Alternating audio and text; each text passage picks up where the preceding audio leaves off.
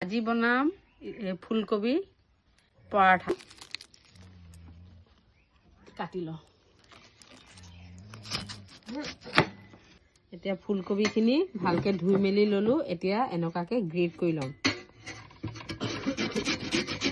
আমাৰ ফুলকবিখিনি গ্ৰেট কৰা হৈ গল এতিয়া ইয়াত অলপ নিমখ ছটিয়াই হানি থম যেহেতু আজিকালি প্ৰত্যেকটা বস্তুতে সাৰ দিয়া থাকে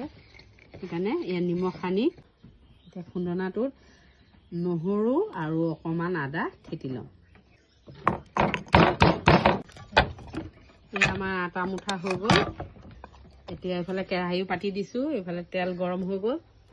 গোটা জিৰা অকমান এড কৰিম এতিয়া কাটি থোৱা পিঁয়াজ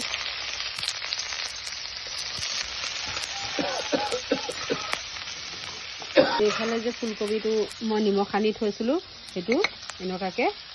চেপি চেপি পানীখিনি উলিয়াই দিম আৰু এড কৰি দিম তাত ইয়াত সোৱাদ অনুসৰি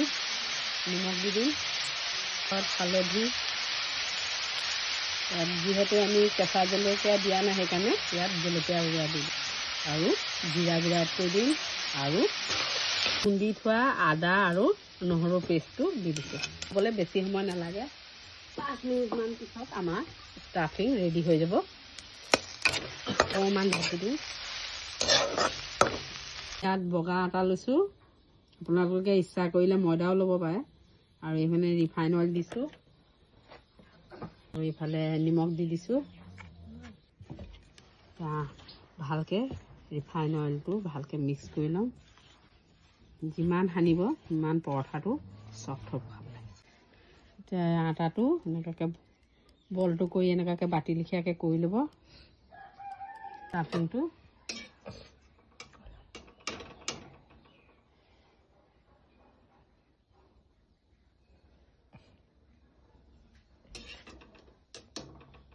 ষ্টাফিংটো দি দিব ইয়াত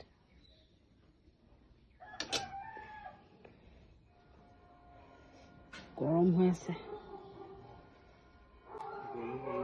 এনেকৈ মুখটো বন্ধ কৰি এতিয়া ইয়াত আটা গুড়া অকণমান দি পিনে লাহে লাহে হালকা হাতে